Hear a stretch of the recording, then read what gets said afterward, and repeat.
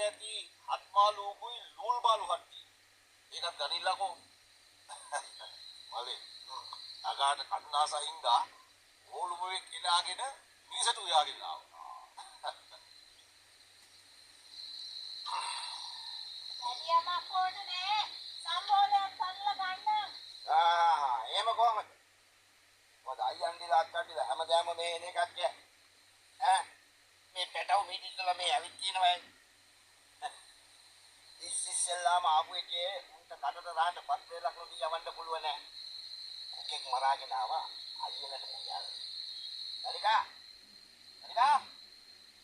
මාතේයෝ ඔය හොදි මැල්ලුම් ආනන් ඔක්කොම බෙදුම් මෙම ලෑස්ති කරලා ගන්න ඉක්මනට. අර කොක් මාත්සේ ගම්මිනි ගොර කෑම යහමින් දාලා හොද්ද හදලා ගනින්. මට පිට බල අතපතක ගහින් නේද ඉක්මන් කරලා ඔක ලෑස්ති කරහන්. ඊන් කුරුට්ට මලයට ගිය කාලා ඉස්සර කුක්කා වගේ ගෑනිට බය වුණු මල දැන් කොහොම හරි ගෑනිය බය කරගත්තානේ. ඒව තමා පිළිගුණාම ඉන්න ඕනේ. හිතු කියලා දැන ඉන්න හදා ගන්න ඕනේ.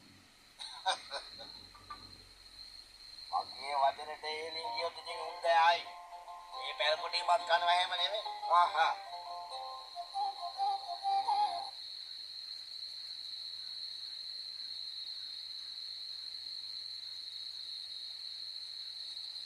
මම කියාදිලා තියෙනව නේද වැඩ කරන්න ඕන පිළිවෙල.